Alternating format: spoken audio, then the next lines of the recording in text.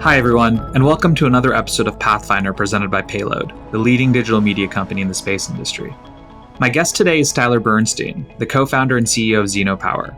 Zeno Power is building radioisotope power systems for the space and maritime industry. It's an exciting time to be talking nuclear, and we cover a lot of ground. But before we dive in, a quick word from our sponsors. This week's episode is brought to you by Epsilon3, software for complex engineering, testing, and operational procedures.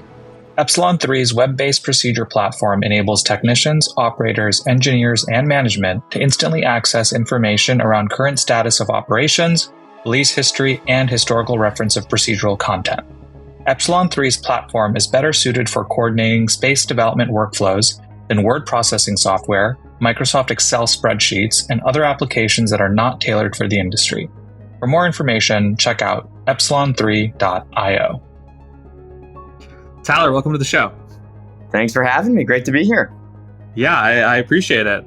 Calling in from SmallSat today, SmallSat conference in Logan, Utah.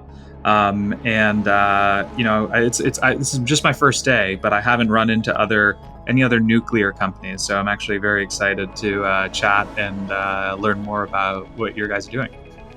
No, absolutely. It's a really fun time for space nuclear. Actually, a couple really big announcements over the past couple weeks, and an exciting decade for the industry as we start to really see a commercial push for space nuclear.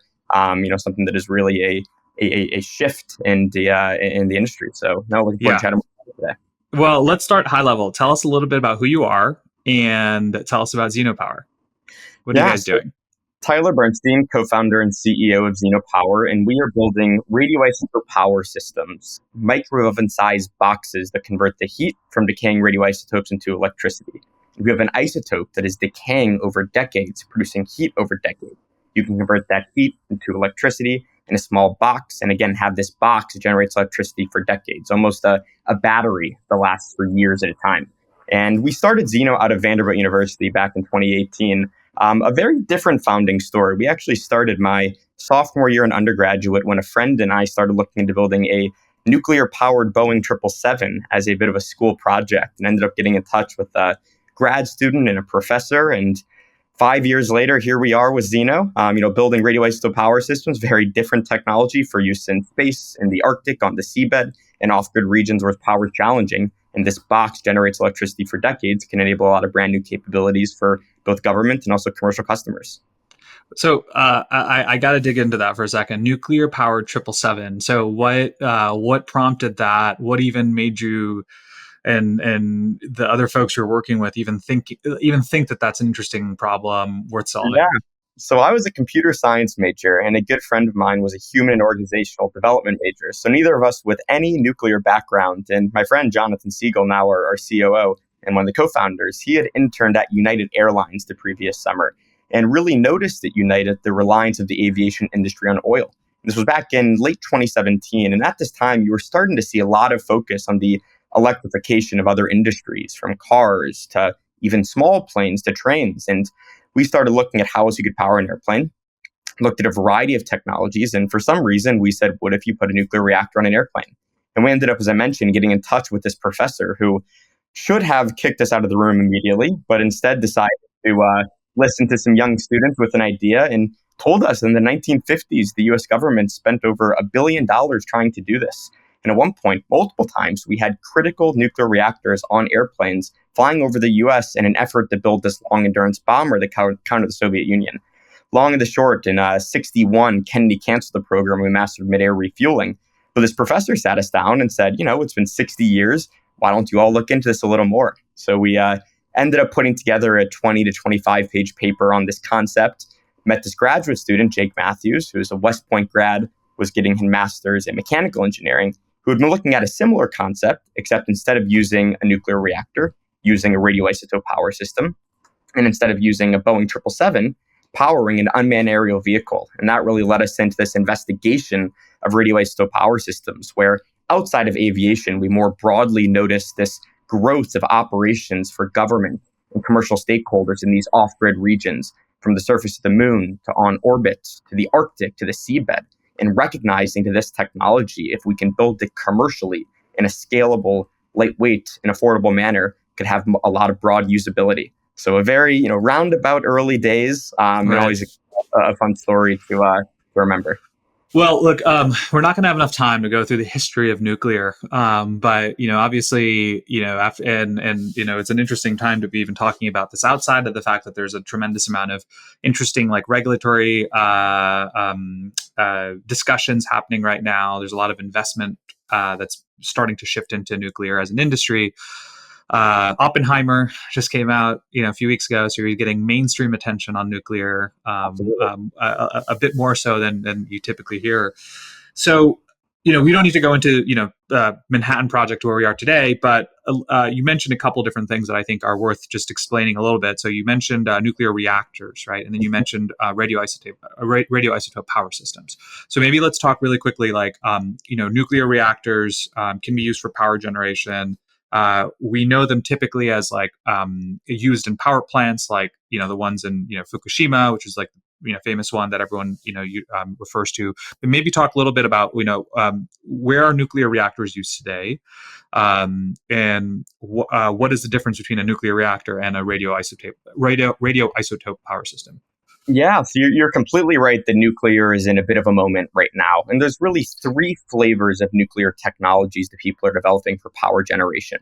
You have fusion reactors, and you're seeing a lot of focus, right? That companies like Helion, companies like ZAP, companies like Avalanche that are building very small and large fusion reactors when essentially we're trying to build mini suns on Earth that can be this unlimited source of clean energy.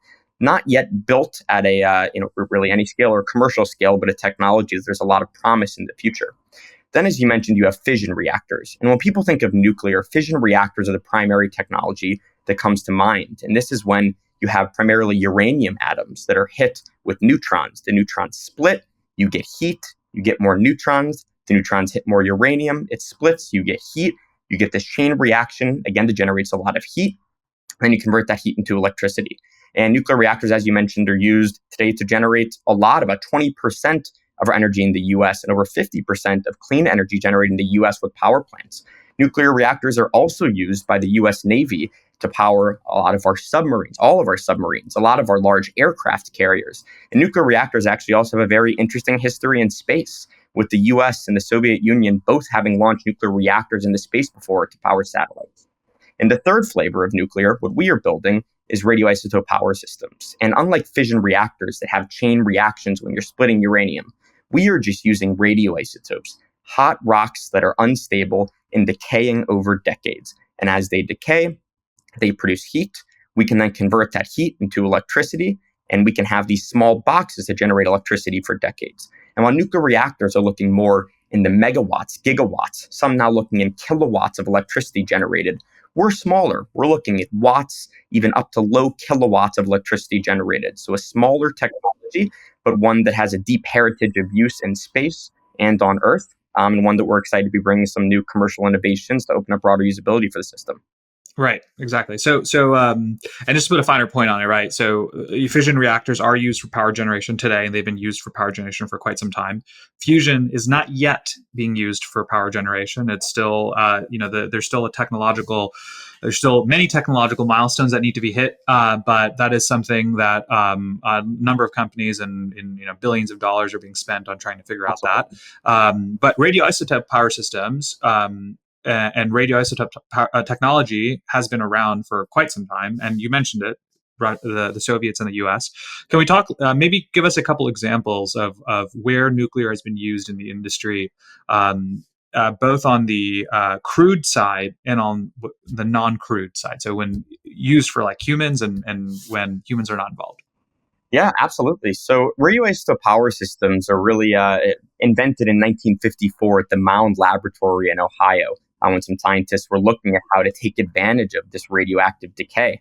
And it was only a couple years later, I believe in 61, when the first RTG, radioisotope power system, was launched into space to power a satellite. And only a couple years later, I believe in 66, when the first radioisotope power system was deployed terrestrially to power a sensor in Alaska. So a really deep legacy, over 60 years of having radioisotope power systems deployed in space and on Earth, and focusing on some of those space applications. A lot of the most amazing space missions in human history have been powered by radioisotope power systems, because This technology is always on, always generating electricity, and perfect in regions where solar power is challenging, whether that is during the lunar night or in deep space. So some famous examples are Voyager 1 and 2, spacecrafts that have been out there for 40 odd years that are still being powered by radioisotope power systems. You have the Mars rover, Curiosity, and Perseverance that are powered by radioisotope power systems, so they can withstand some of the dust collection on Mars and withstand a lot of the Martian nighttime. You have missions on the lunar surface. During the Apollo program, every Apollo spacecraft had a radioisotope power system on it to power payloads on the lunar surface. Because on the surface of the moon, if you're at an equatorial region, you're in lightness for 14 days and darkness for 14 days. And in those 14 days of darkness, temperatures drop down to below 200 degrees Celsius, and solar and batteries don't work alone there. And the heat and electricity generated by radioisotope power systems enable those scientific payloads to operate for years instead of 14 days, or in permanently shadowed regions on the south pole of the moon. So again, you have a lot of unmanned missions like Voyager and Cassini and the Mars rovers that use radioisotope power systems to power these spacecrafts far beyond distances where solar could work. And you also have use on manned missions. Now, I will note that they were used in manned missions for scientific payloads. They were not supporting the manned missions themselves, but you have some great photos. Look up astronaut Alan Bean on Apollo 12, and there's a great photo of him handling plutonium that he's going to place into radioisotope power system on the lunar surface. So a rich history and a safe history of radioisotope power being used on crewed missions. So it sounds like, I mean, even looking at Voyager 1 and 2, right, those missions would not be possible without nuclear technology. No, absolutely not. Once you really get past Mars, the solar radiation goes down significantly. R squared, the squared really starts to hurt you as you get further away from the sun and solar radiance goes down. We've started to see some missions, the Clipper mission to Jupiter, where you're starting to see solar able to be used in that region. But certainly beyond Jupiter, it is extremely challenging, if not impossible, to use nuclear power systems. And there's a lot of missions today that are still being planned to use radioisotope power systems beyond there. But a lot of where the excitement is, especially commercially in the space environment, is on the lunar surface and in the cislunar environment. We're starting to see a lot of interest in NASA and their international partners in the Artemis program, but commercial companies as well, where nuclear power and radioisotope power systems are really a critical part to having a sustainable presence on the lunar surface. When you look out over the next decade, where do you see like these systems being used at scale? Like what's like the use case where you see like the most kind of capital going into, or the most effort going into? Yeah. So again, we are a nuclear energy company that has a space application for our technology, and we see just as much opportunity on the Earth as we do off the Earth. But in the space environment, we see massive opportunities, as I mentioned, in the cislunar and lunar environment, from studies that we have done over 225 manifested missions in that environment over the next decade that could use or will need to use our technology for these missions to operate for longer than 14 days or operate in permanently shadowed regions where we believe that there is ice and other amazing minerals. There's also a lot of opportunity orbiting Earth in a lot of environments where the government and also commercial companies are interested in higher maneuverability. And by combining our technology with electric propulsion, you can enable highly maneuverable satellites that enables new capabilities for both government and commercial stakeholders. So, I would say in space, the cislunar and lunar environment is extremely exciting, also for highly maneuverable satellites orbiting Earth. But terrestrially, in the Arctic, on the seabed, again, these regions that are off-grid and power is very challenging, where there's growing interest for government and commercial operations. We're very excited about the opportunities there as well. So what does the regulatory landscape look like for these types of systems, right? And, we know that for civilian type of power generation, you have the Nuclear Regulatory Commission, or the NRC. Yep. And they have a very strict, stringent, and let's just say it's not it's not, to say the least, it's not easy to get any type of new reactor design approved by the NRC, and those that have done so successfully, which are very, very few, especially recently, have spent a lot of capital to do so. Yeah. So it's a very burdensome process when you're talking about civilian power generation. What does the regulatory side look like for space-based applications? Yeah, so we really, and you're completely right that, there are a lot of companies right now that are working with the NRC to get their reactors licensed for use terrestrially.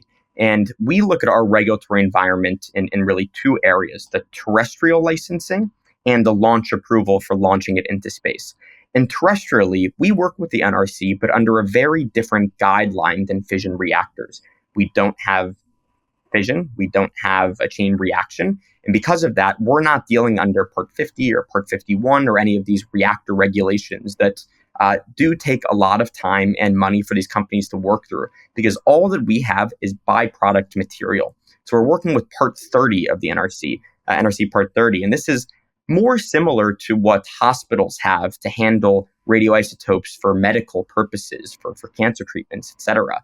So, we still are engaged with the NRC. There are still strict guidelines we have to work under to ensure that we're safely handling this material terrestrially, but it's a different and a bit more streamlined process for us terrestrially. Now, where most of the novelty is on the regulatory side is in the space launch. And in 2019, there was a presidential memorandum, NSPM 20, that overhauled the launch approval process for launching spacecraft into nuclear power systems. Launching spacecraft nuclear power systems into space.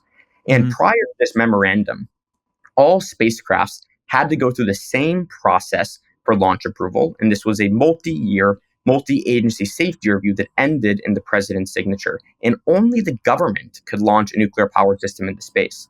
This presidential memorandum, while it did a lot, had two primary changes that it made, in my opinion, that for the first time really opened up this opportunity for commercial entities to play in this space. And that is, first, it broke down the launch approval into tiered approaches based on the risk level of the launch. Tier 3 being the highest risk, Tier 1 being the lowest risk, with the key point of a Tier 1 launch being that it has the option to be regulated and authorized by a single agency, which could reduce time and cost to get this launch approval. Second, for the first time, this presidential memorandum overhauled a pathway for commercial entities to launch nuclear power systems into space under the jurisdiction of the Department of Transportation and the FAA. And very exciting with Zeno, we have a contract with the U.S. Space Force to build a small satellite powered by our radioisotope power system for a launch as early as 2025. And we're engaged deeply with the FAA. And in January of this year, we submitted our payload review application to the FAA, where we laid out our plan, how we believe we will conduct the safety analysis, the NEPA analyses, different environmental impact reports. And the FAA reviewed this, and they accepted our payload review application, targeting an early 2025 approval of our commercial nuclear power system for launch into space. Wow! Well, congratulations. That's great. Thank you. Let's actually talk a little bit more about Zeno specifically. So, you mentioned a little bit high level on the core product today. So, what is the core product, and who are you building it for, at least initially? Yep. So, radioisotope power systems historically have used really two isotopes as its fuel, either plutonium-238 or strontium-90. And plutonium-238 is what has been used for nearly every space mission. And plutonium has a long half-life, about 87 years. It has great thermal properties. It's an alpha emitter, so it's easy to shield. So you can build these extremely high-performing, long-lived, relatively lightweight power systems, which is terrific for deep space applications, and has been used, again, on Voyager 1 and 2, Cassini, the Mars rovers, all of the Apollo missions on the lunar surface. Plutonium, however, is a very specialized isotope that has to be produced in reactors. In the US right now, the Department of Energy is producing it in multiple different locations to meet the demand for NASA's flagship and marquee missions. Mm-hmm. On the other hand, you have strontium-90. And strontium-90 is a much more abundant and available isotope, really a waste product from the nuclear fuel cycle. And because of that, strontium-90 has been used to build over 1,000 radioisotope power systems for both the US and the Soviet Union. However, these have only been used terrestrially because historically strontium-90 systems had more complicated radiation fields that required significant shielding, concrete and lead, resulting in these extremely heavy applications. So at Zeno, we saw this opportunity, and as I mentioned earlier, as we've seen this growth of operations on the moon, on orbit, in the Arctic, on the seabed, these perfect markets for radioisotope power systems. We saw that if we could build a radioisotope power system that is affordable, lightweight, and also scalable, can be built at scale, that could really be a useful product to solve a lot of problems in these nascent and growing markets. And that's exactly what we have done. You mentioned, what is our core product? It is a heat source, about a soda can sized heat source. using strontium-90, this available and abundant fuel, but with the novel fuel and shielding design that reduces the shielding requirements while keeping, of course, the dose rates low and it being safe to use. That for the first time, we've now built this heat source, a radioisotope heat source that is affordable, lightweight, and can be built at scale. We can then stack these modular heat sources up to get the thermal energy that we need. We then convert that thermal energy into electricity, and you have a lightweight, affordable, and scalable radioisotope power system that can meet the growing need for resilient, long-endurance power in these off-grid environments. So, thus far, we have 2 big contracts that we've announced publicly. Others we haven't announced publicly. One is with the Space Force to build, as I mentioned earlier, combining our technology with electric propulsion to build a highly maneuverable satellite. The other, we just won a NASA Tipping Point award. This was a $15 million award. The Space Force program is actually also $15 million from the government.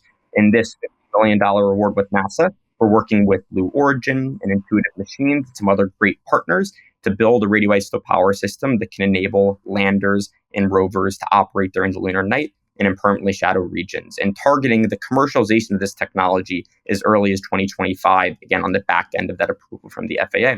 So a pretty exciting time for the company right now. We're really in full execution mode and hyper-focused on delivering on these first contracts and commercializing this technology in space and terrestrially by 2025. Right.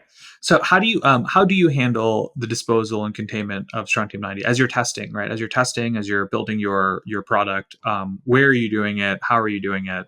What kind of procedures do you have in place that keeps everyone safe? Yeah, so our prototypes and now sooner more production scale systems are all built in radiological facilities and in specialized equipment called hot cells. And these are facilities that have the processes to ensure the safe handling of material, that have the licensees from the government that have looked at this and said, this is a facility that can handle it and personnel that can safely operate this facility. And then again, the actual work is done inside these devices called hot cells. And these are really just heavily shielded boxes where you have concrete and lead, other heavy materials that ensure that the material can be inside and that the radiation exposure to the people operating is extremely minimal. And then people use manipulators where they can then handle inside of these hot cells to do the processing that is needed to build these heat sources, to then stack them up, encapsulate them, and shield them so they can be safely removed and deployed. So how do you think about the cost effectiveness of your system versus traditional power sources? How does one and I know that's a tough question. I know that's a question you can go in a lot of different ways. But let's just, even if you say, if we use something simple, which was like using an RPS in like a low Earth orbit satellite, or actually however you want to describe it. I'm curious to know how you think about the relative difference. Yeah, so one of the biggest advantages, the approach that we are taking is, again, that we are using what is right now a waste product and a liability. This is material that is sitting in multiple states in the US, around the world, in casks, in pools, that is just this waste product and liability. And because of that, we have this unique opportunity where we can reuse this liability, package it, and provide value on the back end of that. And that's compared to, say, plutonium-238 that does have to be specially made in reactors. And what we are doing, I do want to note, is very complementary to plutonium systems that are being built for these marquee NASA missions. We are building one with just this waste product. And because of that, the cost profile is just different. Because we're also not special nuclear material, that also changes how it can be handled.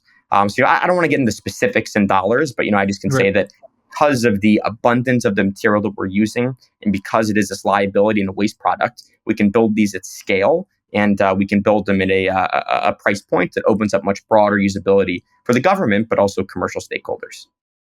Got it.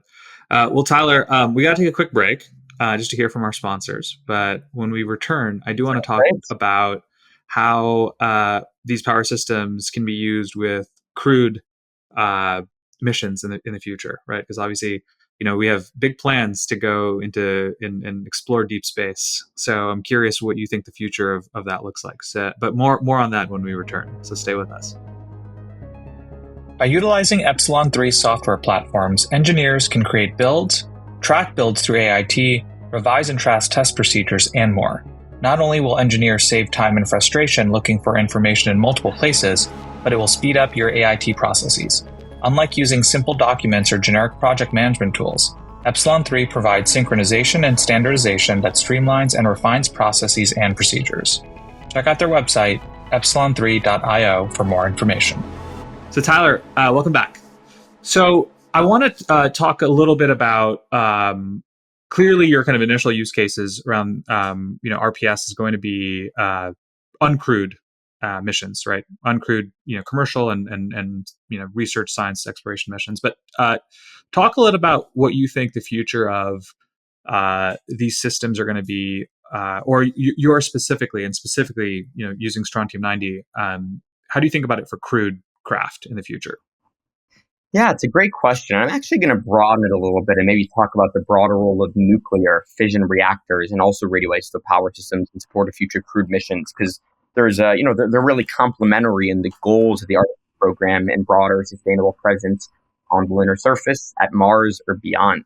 And you look at nuclear fission reactors, and these are technologies that are producing enough electricity that they can truly power settlements on the lunar surface. They can power deep space spacecrafts that are going to Mars. And I want point out to two specific programs where NASA has a program called Fission Surface Power, where they've given multiple companies funding right now to start to develop designs of what I believe is right now slated to be a 40 kilowatt electric fission reactor for use on the lunar surface. And that's enough electricity, again, that you can be powering small settlements on the lunar surface. You can be providing the heat and electricity that will ensure that during the lunar night that everything is being powered, which is absolutely crucial in order to again have the sustainable presence on the lunar surface.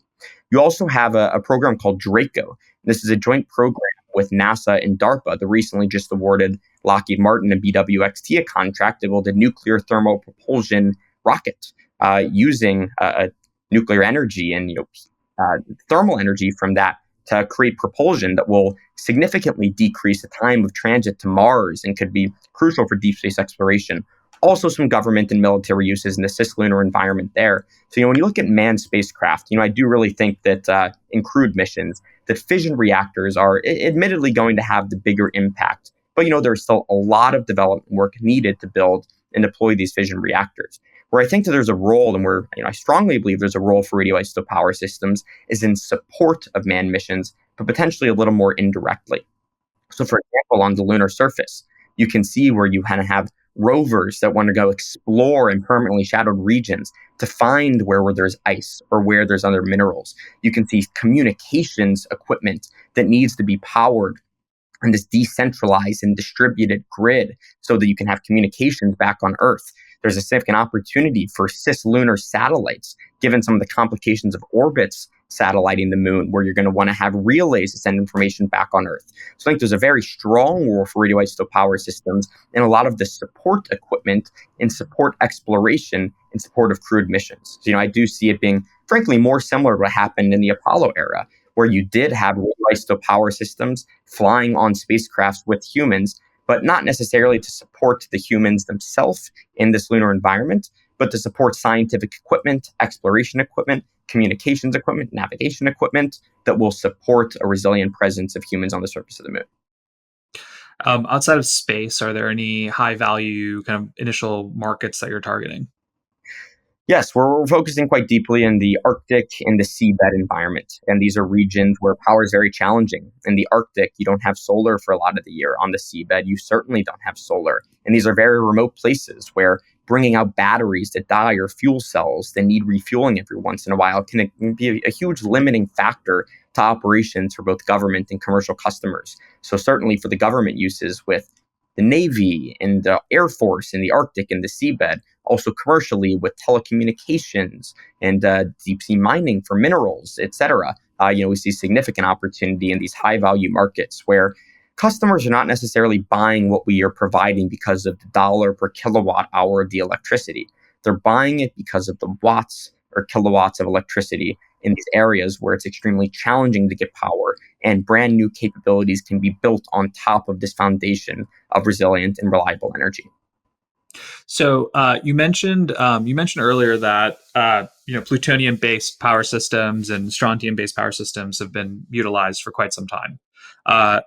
let's talk a bit about the commercial players out there. Like, who else are building power systems? How do they differ? How do you differentiate yourself versus those other companies that are working on similar systems or have been for quite some time? Yeah, so as mentioned, we're really in a very exciting time in the nuclear industry, and this is for nuclear on Earth and in space and beyond. And in the 2010s, there was a lot of enabling legislation in the United States, bipartisan bills that have streamlined regulatory processes, that have opened up new funding opportunities, presidential memorandums that have been in support of the use of nuclear power on and off the Earth. And what that really has led to is this unbelievably exciting time in the 2020s, where you have, in my opinion, the biggest commercial source of nuclear innovation in the history of the United States. And there is a trend, I think, very similarly to what the space industry went through in the early 2000s, where you had this shift of the space industry from being a government-led industry to a commercial-led industry. You're starting to see a similar shift here where a lot of commercial players and a lot of startups are getting involved, which is extremely exciting. And this is, again, from fusion to fission to radioisotopes. And with that, there certainly is growing competition. You have a lot of players in the US that are working on radioisotope power systems using alternative isotopes. So similarly, not using plutonium, but looking at other isotopes that are potentially more available. You see groups internationally that are doing the same thing. I think where we look at our competitive advantage right now and where we're excited, is our hyper focus on the technology that we're developing, the early contracts that we have, the supply chain we've developed and we are developing, and the regulatory progress that we've made, we feel very confident in our ability to deliver and deploy our first technologies again as early as 2025. And, believe that the upside is extremely significant as we start to see opportunities continue to grow in these markets. So let's talk for a second about the team. So you mentioned, the early Vanderbilt days, trying to build nuclear systems for 777s. Yep. And I want to know a little bit. So you also said that you also mentioned that in the early days, no one had any nuclear background, right? Now this is still a technologically challenging problem that you're trying to solve. So talk a little bit about team construction. How did you guys decide that? It's three co-founders, right? If I'm not mistaken. Yep. Yeah. So how did you three decide that this is the core team, that these, we're going to be the ones to go out and build this? And, you've obviously made a tremendous progress so far, both commercially and technologically. So talk a little bit about that. Yeah, it is. It's a great question, and our third co-founder and our chief technology officer, Jake Matthews, was a West Point grad who was getting his master's in mechanical engineering at Vanderbilt. So he was the early technical mind, and he likes to say in mechanical engineering you learn a little bit of everything. And he actually was taking a nuclear power course when he wrote this paper on using a radioisotope power system to power an unmanned aerial vehicle. So he did have some technical insights. And then early on, as I mentioned, we also met with a professor at Vanderbilt, Dr. Steve Cron. And Steve Cron has a deep nuclear background, was a former deputy assistant secretary at the Department of Energy, and was really our first advisor. So it was three co-founders, but really the three of us and Steve that originally were working on this. And, but correctly, early on, we did not have that nuclear technical talent, within the three co-founders. We did make some really key early hires that have helped. But I will say, even when we raised our Series A, which was a $20 million round back in 2021, we were a 4-person team. So we were quite small. We were working with some external contractors, but a big shift over the past 18 months has really been growing this team internally. And we now sit, with full-time contractors at about 31 people. So between DC and Seattle, hired some amazing people on our executive team. Lindsay Bowles, our VP of engineering. She joined us from TerraPower, Bill Gates' nuclear reactor company, where she was our director of engineering and is now our VP of engineering, shepherding our development efforts. Tim Fraser is our VP of strategic partnerships. He joined us from GE Hitachi, and prior to that was the program director of radioisotope power systems at the Department of Energy. So he led the program that built the plutonium systems that have gone to Pluto, Saturn, and Mars, now working with us to commercially build them using alternative isotopes.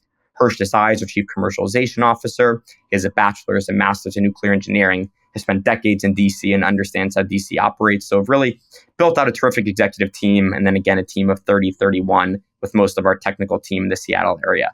And I will say one of the things that we did early on that really helped us was build an advisory board as well. And this was an advisory board that included Admiral John Richardson, the most recent Chief of Naval Operations, who before that led the Naval Nuclear Propulsion Program, Dr. Rita Barnwell, the most recent Assistant Secretary of Nuclear Energy at the Department of Energy, a former Chief Technology Officer of Lockheed Martin, former Department of Energy executives, a former congressman who chaired the House Science Committee. And, while we were admittedly young first-time founders walking into NASA headquarters in the Pentagon and on the Hill with, pretty much no credibility, it did help to have them by our side early on, and, slowly built up credibility over the years as we've laid out our objectives. We've hit these milestones. And again, now in a really great trajectory to really build and commercialize this technology in the next couple of years. That's quite the team. How did you, what was like the key pitch that, allowed you to get such a great, team of kind of advisors together? Like what was it about what you're building where they said, wow, this is different, or like, this is the team? Yeah, I think that there's a couple things. People love this idea of being able to transform this nuclear waste product and liability into a reliable and long endurance power system that will support space exploration, that will support national security, that will support the energy transition in developing areas of the world. So, I do think that was a story that attracted a lot of people. Outside of that, I have found that bringing good energy to the table, being young and excited about what you're doing can also attract a lot of people to wanting to work with you, just being fun. And, I do think that was a lot of it early on as well. But, I think over time, one of the biggest differentiators that's helped us attract talent is our history of execution.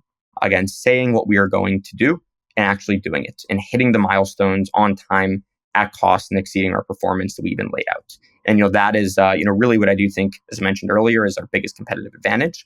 And I think something that really differentiates us. And I think that's what's really helped us attract a lot of talent to the company as well. In the nuclear industry, just by the nature of fission reactors and certainly fusion, these are relatively long timelines to deployment. And, we're offering an opportunity to join a company that is building and deploying nuclear technology in a couple years. And, by midway this decade, could have our technology everywhere from the bottom of the ocean to on orbit to the surface of the moon. And I think that's an extremely attractive offering to a lot of people in the nuclear industry to actually build and deploy a technology. We've also, certainly hired a lot of people from the aerospace community. I do think there's a lot of excitement about nuclear in the aerospace world. And, it's been a great place for us to meet people and, have them join the team. And, brings a lot of good history of really building and deploying technology to the industry, coming from an industry that has gotten very good at building and deploying technology quickly. What do you think, for Zeno, at least, 10 plus years out from where we are today, what are you guys building and what are you guys doing? Is there any in your kind of long-term vision kind of roadmap, anywhere where you say we're going to start, building our own reactors for space use or others? Like, talk a little about what the long-term vision looks like. We in the near term say what we're very good at, or getting very good at Zeno, is procuring, processing, and packaging radioisotopes for energy applications. And yes, while that is starting with strontium-90, there's other isotopes. And actually, in this NASA contract, we're funded to investigate americium-241. There's other isotopes with different characteristics that can enable different missions in different markets. So you can get from watts up to kilowatts. You can get shorter lived, but again, higher power density, or longer lived, but perhaps they can be a little more lightweight in certain characteristics. So again, different characteristics of different isotopes that open up different markets. And the vision is to have a product line of radioisotope power systems that ultimately helps taking developing areas of the world, that is in island communities in the Arctic and Southeast Asia and Africa, on the seabed, on the surface of the moon, helping these developing areas develop with long endurance, reliable power sources. When we look even, maybe beyond the decade, while in the near term, again, we're going to be getting very good at procuring, processing, and packaging radioisotopes, we're going to build a great inroads into markets that need long endurance, reliable power? And is there a vision where we can expand into other technologies, such as fission reactors, that could only continue to help turn this vision into a reality? We'll see where it goes, but absolutely. So with the last 10 minutes here, I do want to talk a little bit about nuclear in general. Yeah. While I have you, because I had the pleasure of chatting with you a few weeks ago, and you gave me a great crash course on what's happening in the industry, and both on the regulatory side, but also on the civil and defense side and commercial side. But tell me a little bit about where you think, and I think this conversation is actually very important because nuclear, just as a term, hasn't had the greatest of public kind of perception for quite some time now. That's changing significantly, and I think a lot of that's changing, especially with the new generation. The regulations, the regulatory side of things are changing, especially because of what's happening globally and internationally in other countries.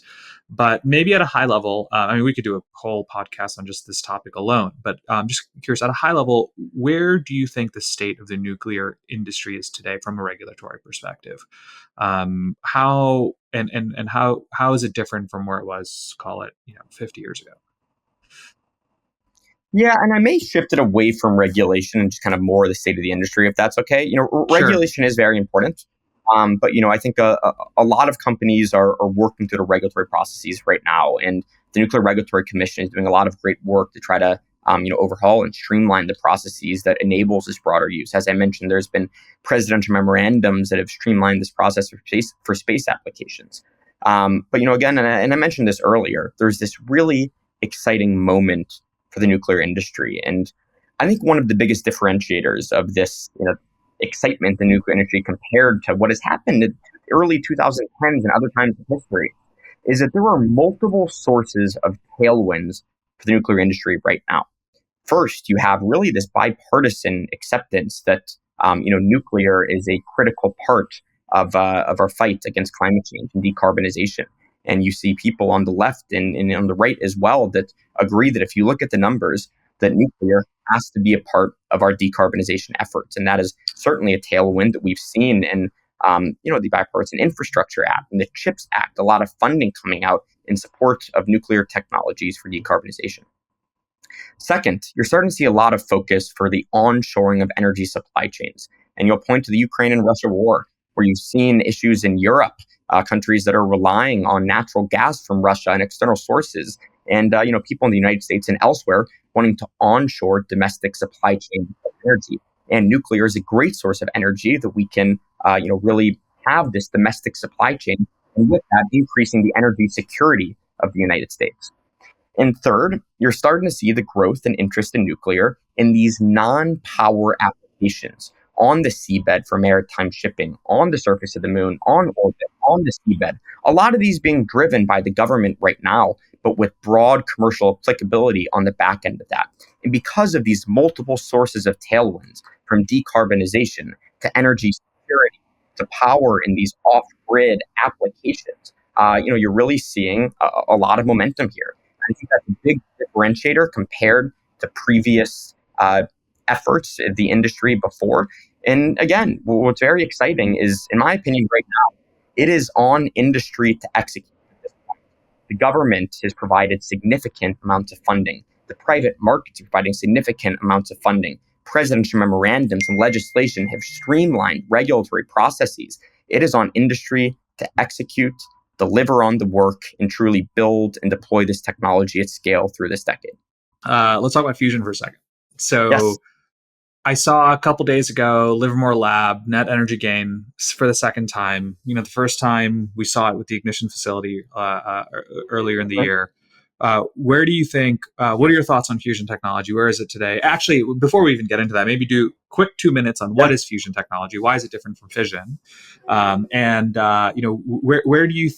do you think we'll have true kind of commercial scalable solution for fusion for civilian use case?